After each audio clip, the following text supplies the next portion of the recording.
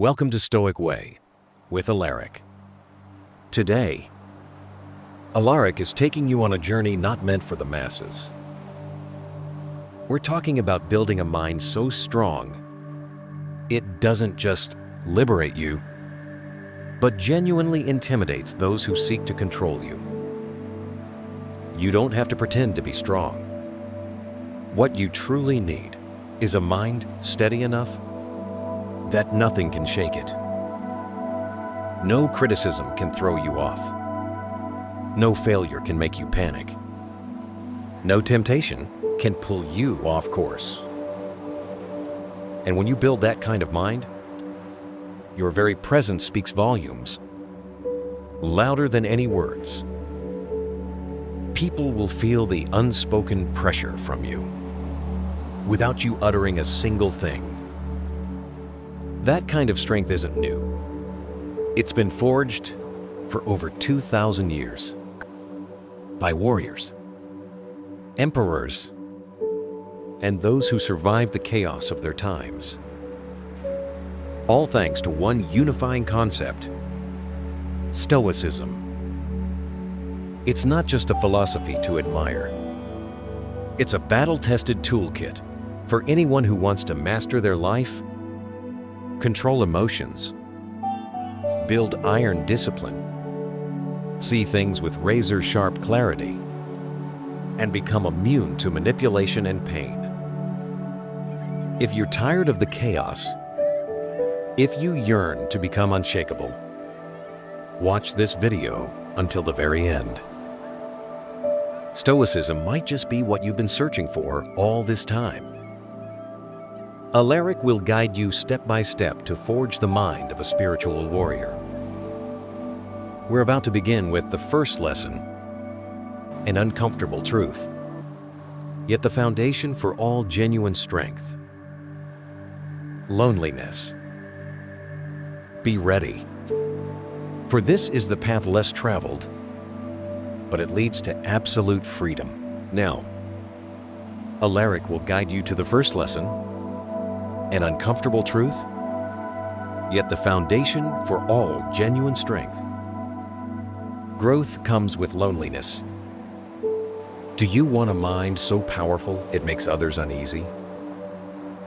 Then brace yourself, for the first thing you'll feel is a loneliness so intense it takes your breath away. Not because you've done anything wrong, but because for the first time, you're doing what's right for you. You stop playing along. Stop conforming to what everyone else accepts without question. You no longer fake excitement at empty social events. You start questioning what you used to follow blindly. And from that moment on, you're no longer normal. The world won't like it. The clearer your vision gets, the more it unsettles others. Every choice you make shines a light on what they've been avoiding. When you quit a bad habit, they feel judged. When you stay quiet while others gossip, they call you distant. But the truth is, you're not doing anything to them.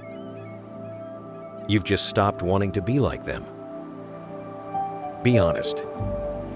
Aren't you tired of performing? Of pretending to care about things that don't touch your soul? Of smiling when you feel empty? You're not cold. You're just done being a background character in someone else's emotional drama. Marcus Aurelius, in his Meditations, wrote, "To live a good life, we have the potential for it, if we can learn to be indifferent to what makes no difference." A good life isn't measured by how many people surround you, but by how free you are from things that don't matter. And what truly scares people is this: when you stop chasing meaningless noise, you show them just how loud their own distractions are. From here on out, you'll have to master one of the hardest skills of all: walking alone without losing your way. This is the essence of Stoic self-mastery. No one teaches you how to do that. No school hands out a manual for staying awake while the rest of the world sleeps. But here's the truth. A strong mind isn't forged through applause, but in moments where no one understands you and you still don't fold. Picture this. You're standing in a dimly lit room. No phone, no voices, no distractions. Just you and your rawest thoughts. Can you handle that silence? Or will you scramble to fill it? To escape? To drown it out with noise? Because if you can't sit alone with yourself, you'll always be a hostage to the crowd. And if you always need the crowd to feel whole, you'll never be strong enough to become who you really are. This is a practice of premeditatio malorum, visualizing the worst, including loneliness, to prepare your mind. Look at the great historical examples. Emily Dickinson lived in silence, but her words echo through centuries. Nikola Tesla spent most of his life in isolation, but his ideas shaped the modern world. They didn't blend in. They stepped away. And in that solitude, they found razor-sharp clarity. Are you willing to pay that price? Just tonight, just once, turn everything off, lock your door, sit down, and write. What are you avoiding? What questions are you afraid to ask yourself? Why do you need so many people to feel like you matter? The answers won't come right away, but in that silent space, something stronger will begin to grow inside you. And remember, loneliness isn't the punishment. It's the place where reconstruction begins. It's the battlefield where your mind learns not to break. Once you can stand in silence and not wither, everything else, judgment, rejection, failure, becomes just background noise. And when you rise from that silence, with a mind that can't be shaken, the world will look at you differently. Not with admiration, but with caution, because they'll know you're no longer dependent, no longer easy to manipulate. And a mind like that, it makes people uncomfortable. Are you ready? Because the next lesson is even harder. When you change, the same people who once applauded you may be the first to walk away, and you'll need to stand tall when they do. Now, Alaric takes you to another difficult truth. Your change will threaten others. When you start to change, even in subtle ways like thinking differently, speaking more thoughtfully, turning down pointless drinking sessions, or sharing more thoughtful perspectives, it can be enough to make people around you uncomfortable. Not because you've done something wrong, but because your growth, however subtle, acts like a mirror reflecting their own stagnation. And people, by instinct, don't like looking into mirrors that show them something they're not proud of. You might have felt this before. You start reading more, trying out minimalism, or stop complaining, and begin taking responsibility for your choices. You expect support, maybe even excitement, but instead, you hear half-joking comments like, "Getting too deep for us, huh?" Or, "Since when did you get all philosophical?" Or worse, you get silence and disinterest. When you share something meaningful, it's not that you're wrong, it's that you're making them confront themselves. Mental growth, especially when it's real, is quiet but powerful. It's like turning on a light in a dark room. The light doesn't say anything, but suddenly everything becomes visible. And if someone's grown comfortable in the dark, that light can feel harsh, unsettling for them. Social psychology has a name for this: groupthink.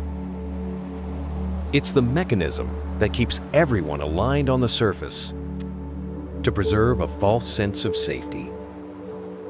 In a group used to complaining, the first person to go quiet and look for solutions is labeled weird, distant, or even dangerous. Not because they're wrong, but because they disrupt the old order. And all evolution, by its very nature, is a threat to what no longer serves us. This is a crucial Stoic lesson. Embracing external resistance when you choose the path of virtue. Ever wonder why Socrates was sentenced to death? It wasn't truly because he was corrupting the youth of Athens, as the charges claimed. It was because he forced society to face its delusions, its blind beliefs, and its lazy thinking. He didn't kill anyone, didn't steal anything, but through his questions, he made people think, and that alone terrified those in power. The same happened with other great figures like Malcolm X. When he shifted his message from black nationalism to a broader humanist vision, he wasn't just hated by the system, he was seen as a traitor by his own allies. Sometimes, growth makes you a threat to your old tribe. So, here's the real question Alaric wants you to ask yourself. Have you ever held back your growth just to keep others comfortable? How many times have you shrunk yourself to stay safe in someone else's approval? Here's a truth most people won't tell you. The ones you try to please today might be the first to abandon you when things fall apart. But the inner strength you build, even if it's lonely, is what will save you. Don't shrink back just because others aren't ready to move forward. No one grows without leaving some shadows behind. And if you're feeling lonely in your growth, remember what Marcus Aurelius said. The object of life is not to be on the side of the majority, but to escape finding oneself in the ranks of the insane. What should you do when others feel uncomfortable with your growth? Don't over-explain. Don't beg for understanding. Stay quiet and keep going. Real change doesn't need validation. It speaks through results and your inner peace. Here's a simple practice. Write down 3 things you're changing and 3 negative reactions you've received. Then, ask yourself, if I went back to who I was, would I respect myself more? The answer is usually clear. A strong mind isn't one that avoids resistance. It's one that keeps going despite it. Not everyone is ready for the new. But if you are, stop asking for permission. Just move. Be the living testament to Stoic wisdom. Now, Alaric unveils a raw truth about the strong mind. Let go of needing approval. People fear what they can't control. A free mind, one that doesn't seek approval or permission, is the most unsettling thing to the crowd. because it doesn't play by their rules. When you stop living for external validation, you become unpredictable. And to society, that's a threat. Not because you're dangerous, but because you force people to confront what they've avoided in themselves. Stoic philosophers saw this long ago. When you're no longer a puppet manipulated by approval, you become an authentic individual. Alaric wants you to ask yourself, have you ever stopped doing something just because someone disapproved? Deleted a post because you thought no one would care? The question isn't how often you censor yourself. It's, whose life are you living? When your need for recognition drives your behavior, you're no longer at the wheel. You're just a puppet dressed up as an independent mind. Stoic philosophy teaches, if you want to improve, be content to be thought foolish and stupid. Growth demands the courage to look wrong. That's the price of freedom.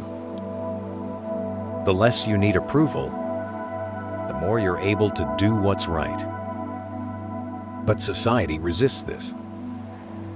Because if you prove it's possible to stand alone, others will have to face the truth that they are not. Mediocrity doesn't need weapons. It just needs consensus. It uses pitying glances, practical advice, and quiet mockery to pull you back down. Not because people hate you, but because your confidence makes them feel smaller. This is what Stoicism and Nietzsche called slave morality. A system where the weak reframe their failures as virtues. When you're strong, they call you cold. When you're independent, they say you're selfish. But you weren't born to please everyone. Galileo was condemned for saying the earth revolves around the sun, a truth that lacked popular approval. Rosa Parks, by refusing to give up her seat, forced America to confront its racial injustice. Real power doesn't always shout. Sometimes, it's the quiet refusal to flinch when the world shakes. That's the power of logos. Adhering to the rational order of the universe, not the chaos of society. Here's a simple challenge that reveals how much you're shaped by others' eyes. Go eat alone at your regular spot.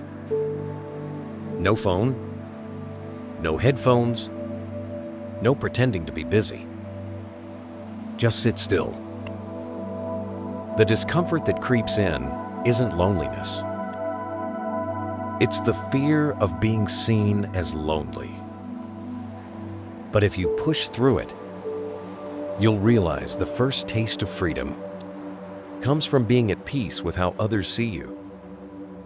Ask yourself this: if you posted nothing, told no one, would your work still feel meaningful?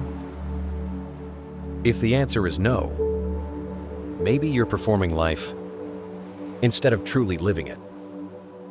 Like a farmer who plants for likes instead of fruit. You've been off track longer than you think.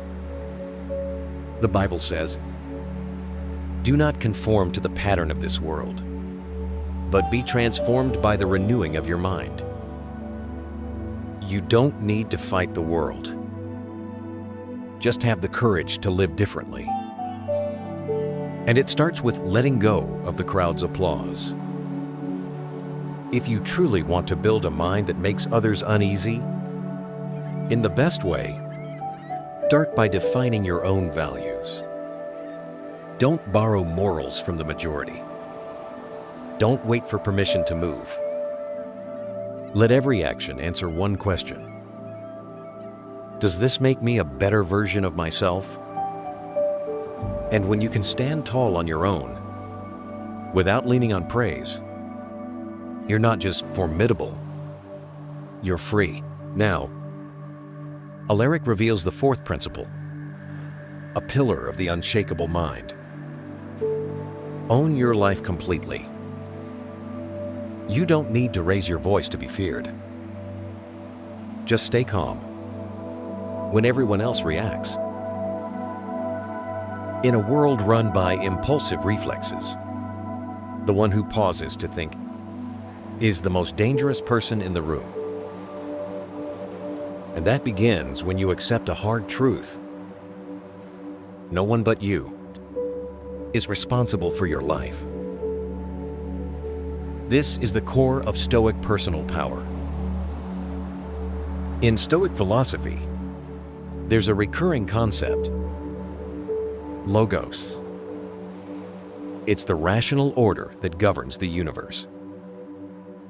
Everything operates according to a certain logic, whether you like it or not. But logos isn't fate.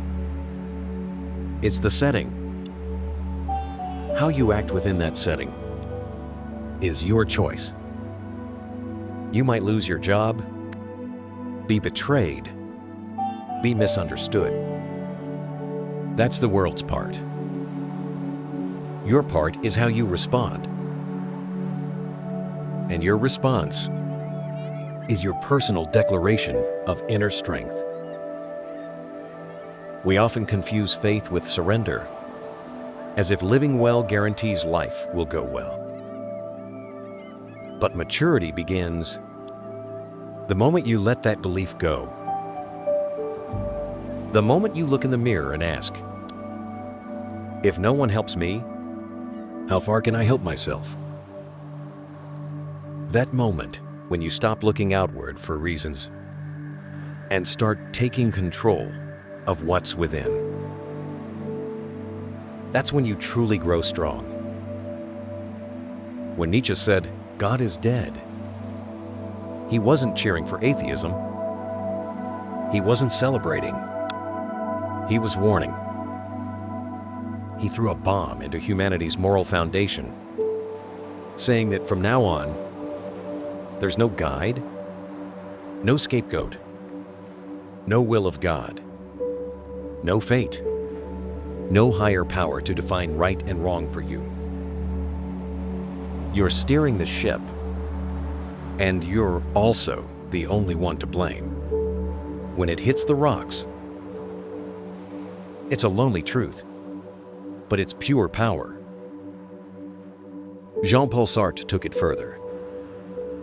Man is condemned to be free. It sounds like a paradox.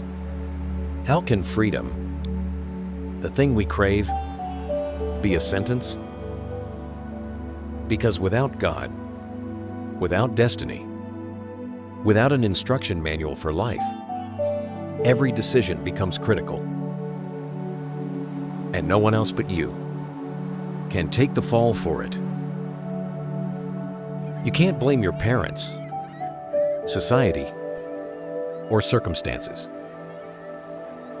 Freedom is a burden. You have the right to rewrite your story, but you also lose the right to complain if the ending sucks. If that feels heavy, good. It's supposed to. That's the price of real freedom. This is the dichotomy of control pushed to its ultimate extreme. And if you have the guts to carry it, you'll become the kind of person others don't know how to handle.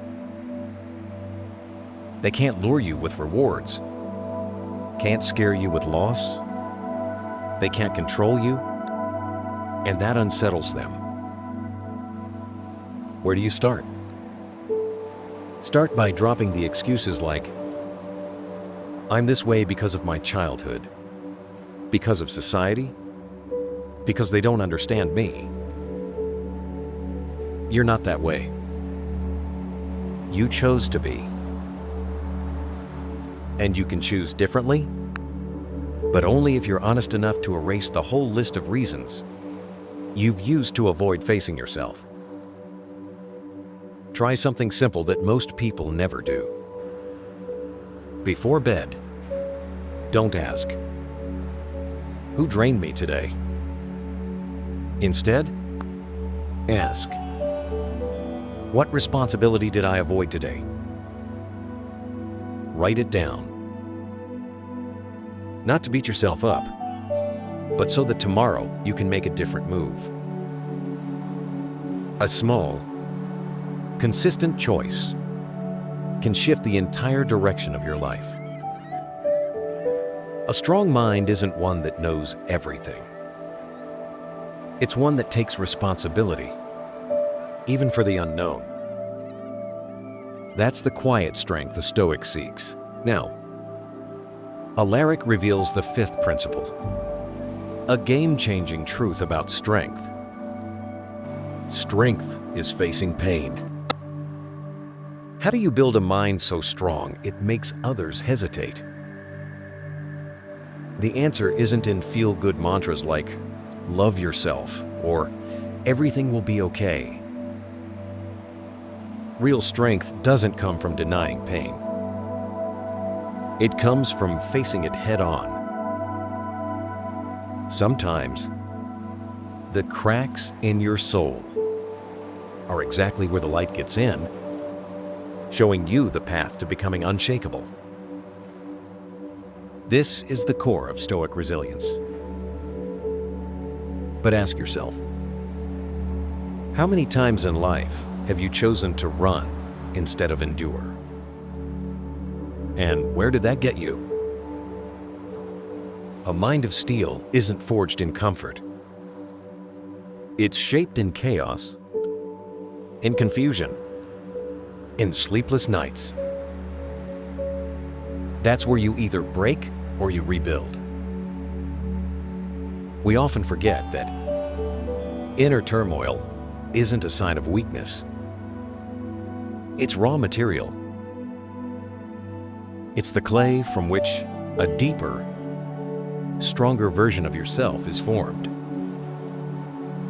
Viktor Frankl, the Holocaust survivor and psychiatrist, wrote in Man's Search for Meaning that humans can endure almost anything as long as they find meaning in the pain.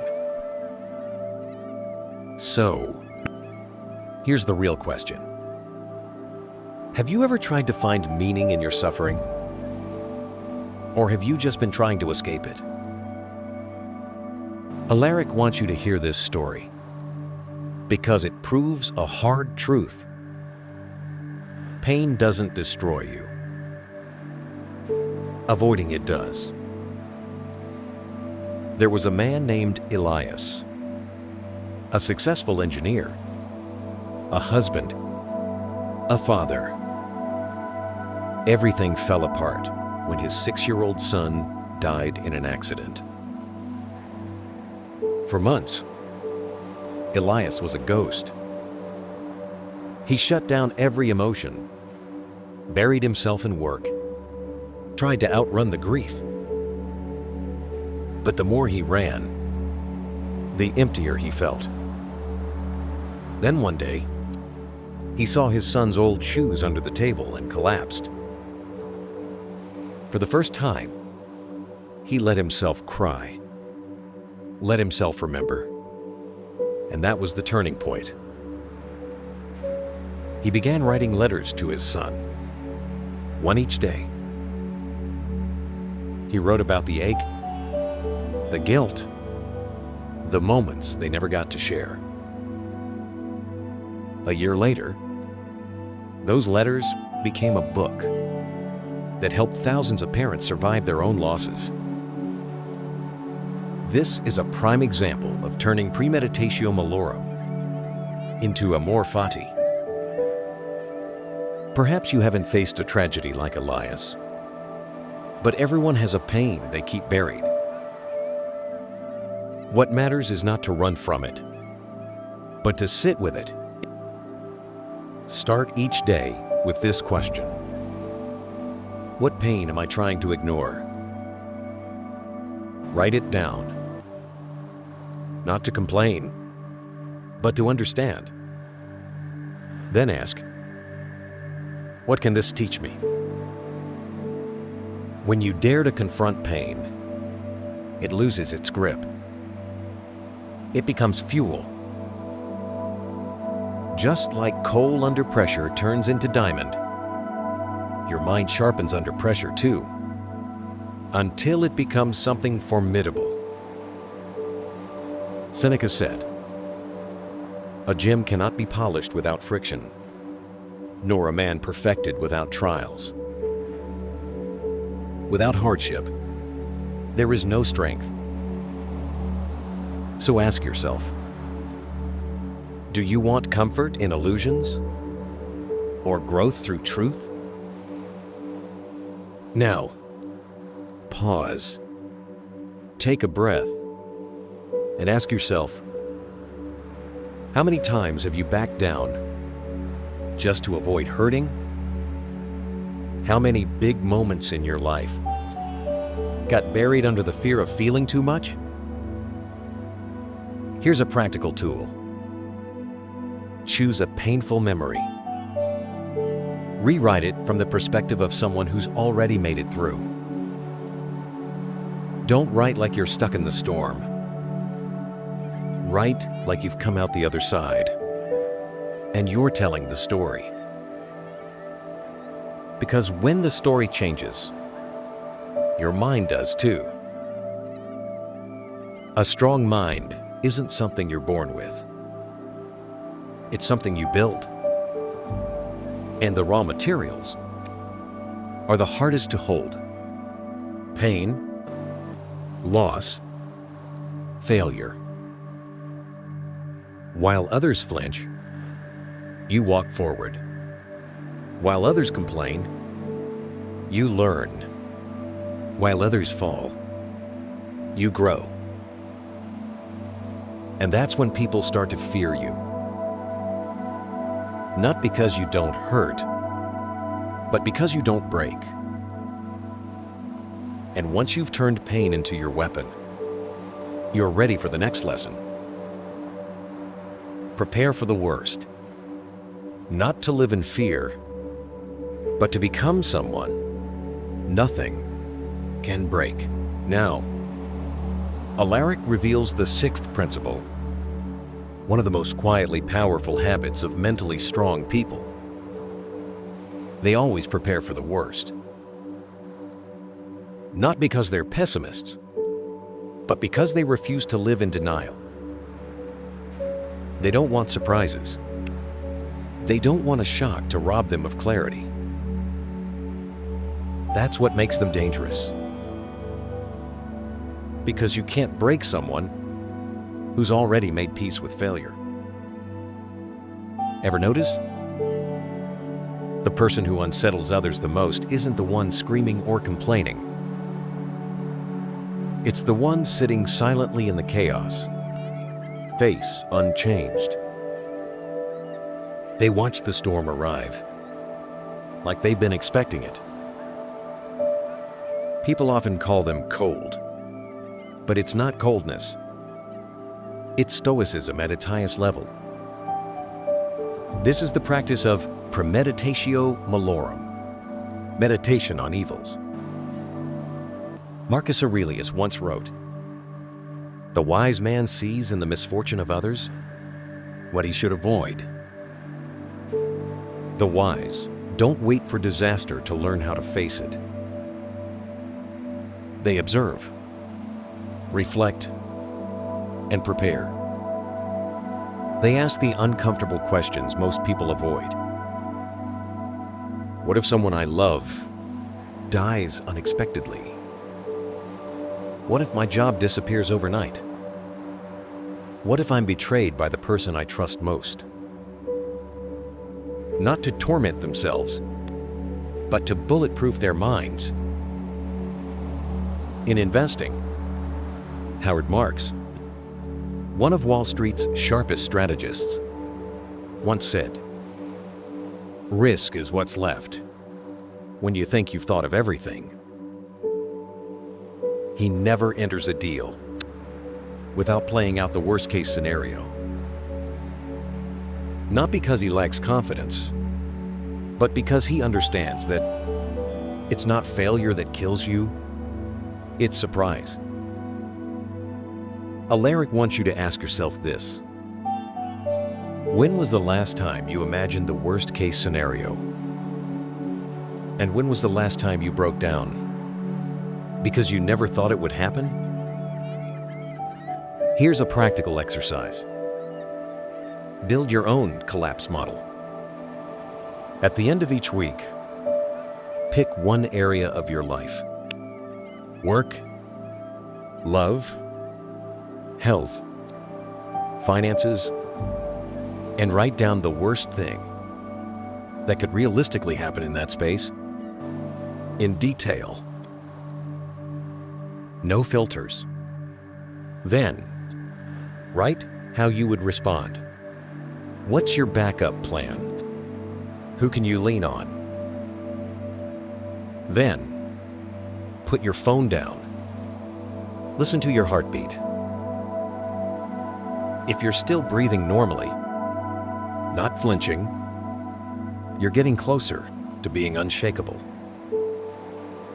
People don't fear you because you're rich or smart. They fear how you can't be rattled. They fear seeing you face loss and not fall apart. They fear you for being prepared for what they don't even dare to imagine. Your calm exposes their fragility. Have you ever watched Mike Tyson walk into the ring?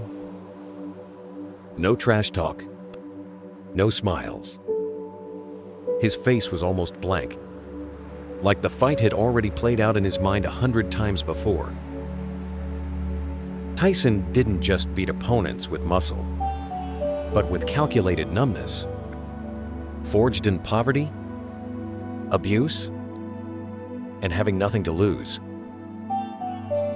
This is a vivid Stoic example of mastering fear. Preparing for the worst doesn't make you cold. It makes you immune to paralysis. Most people avoid thinking about pain because they fear it. You open the door, let it sit at your table, and ask, what are you carrying? One last question for you. If you lost everything today, your reputation, your money, your relationships, what would still be intact inside you? A strong mind doesn't have to roar like a lion. It just needs to stay still, unmoved while the world trembles. And sometimes, that calm is enough to silence the entire room. Once you get used to welcoming the worst, the next step comes naturally. Not everything deserves a reaction. And not reacting isn't weakness. It's the ultimate sign of inner strength. Now, Alaric reveals the seventh principle, a quieter kind of power, harder to grasp. Power is not reacting. In life, most of our intense reactions come from trying to control what was never ours to begin with. That's what others say, how they treat us, how strangers behave, or the outcome of events. But here's the raw truth. We can't control what others think, do, or feel. Reacting impulsively is just a desperate attempt to reclaim control over something that was never in our hands. But there's one thing we do have full control over: how we respond. We can choose to be calm. We can choose silence. We can choose to observe. That's our role in the game of life. The rest belongs to life, to others, to the world. And we don't have to fight for it. This is the core of the dichotomy of control, distinguishing what's in and out of your control. Epictetus once said, If someone succeeds in provoking you, realize that your mind is complicit in the provocation. When you lose your temper, you've handed over your mind to someone else. And the scariest part, they don't have to do much. A single comment, a look, and you're already gone. Non-reaction is the strength to accept that. Not everything is worth your peace.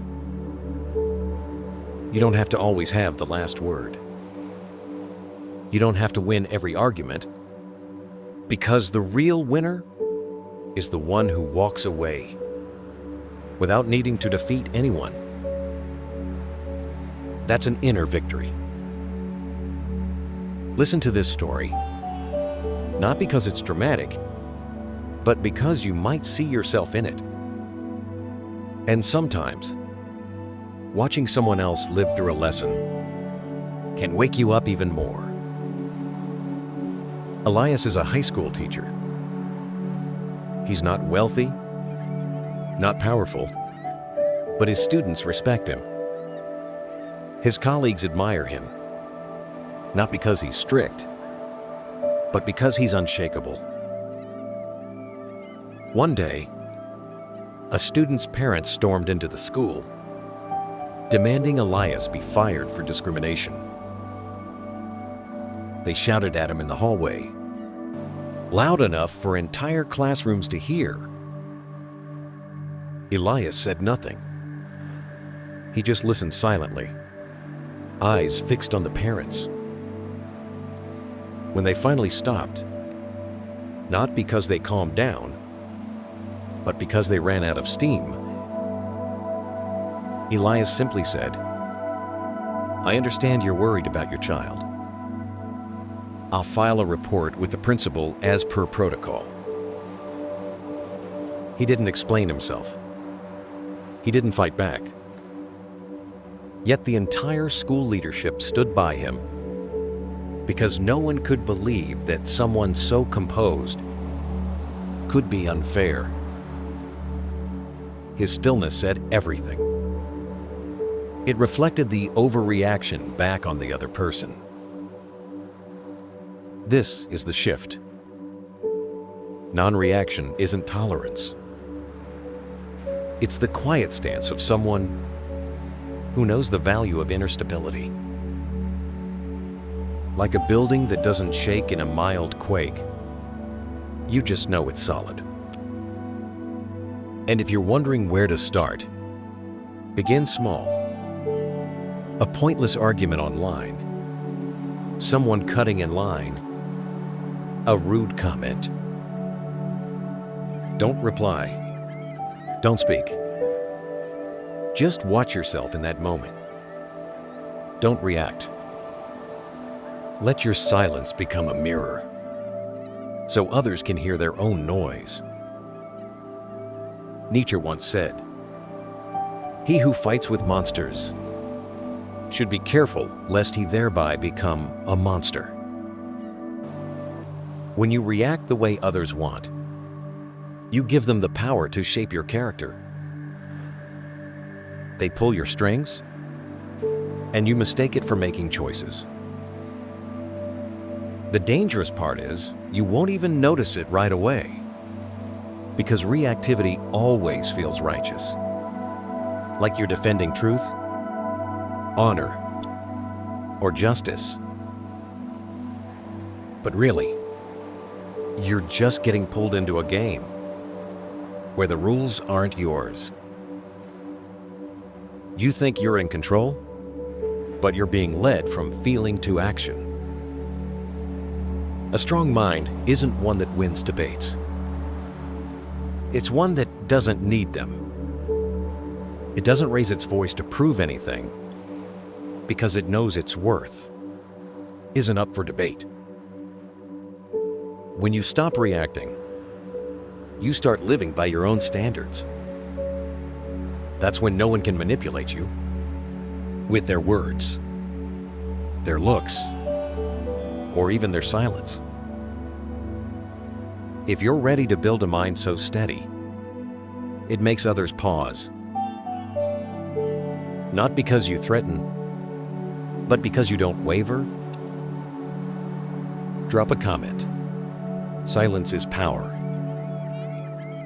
And start living like nothing can pull you out of yourself, because that's how you become someone others both respect and fear without ever raising your voice. Now, Alaric takes you to the 8th and final principle, the sharpest weapon of a strong mind. Critical thinking. Powerful minds possess a weapon that no one can take away. A sharp, independent spirit that refuses to submit in the fight against the mediocrity of modern life. Lazy thinking, shallow public opinion, and knee-jerk emotional reactions. Critical thinking is the sharpest blade you can forge, but no one is born with it. Critical thinking isn't a gift. It's a battlefield, a daily internal struggle where you constantly interrogate yourself. Why do I believe this? Who's influencing my thoughts? Are my words shaped by real experience or just echoes of the crowd? It's an unrelenting showdown between the habitual self and the awake self. And your victory isn't measured by how many people agree with you, but by the quiet clarity that comes each time you refuse to swallow an unexamined opinion. You don't need to control the world, only how you respond to it. But to do that, you have to learn to rethink, to think deeper, and to think differently. That means when someone says, "Everyone does it," you ask, who is everyone? And why should I be like them? When headlines flood in, you pause and ask, what's missing here? Not just to be contrarian, but to make room in your mind for truth before emotion or noise hijacks it. The irony is that we live in the information age. Yet, most of us have never been taught how to truly think. We consume knowledge like fast food. Fast, easy, and undigested. Then we wonder why we feel anxious, exhausted, and lost. A strong mind isn't one that holds the most facts. It's one that knows when to question. This is Logos operating within you. Every time you're hurt by someone's words, ask, why did that upset me? What fear did it touch? Every time you're angry, pause. What am I defending? Truth or ego? The moment you start questioning, instead of reacting, that is the moment no one can control you. And no, practicing this doesn't have to be complicated. Each day, choose one belief you've always held about yourself, others, the world, and put it under the microscope. When was the last time you truly changed your mind? Or admitted you were wrong?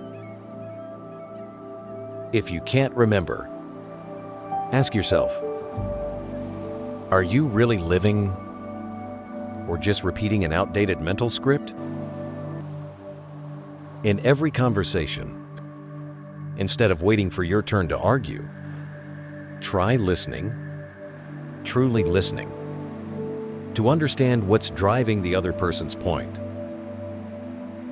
It's hard, painfully hard, because it demands you set aside your ego and take the side of truth, even when the truth doesn't flatter you.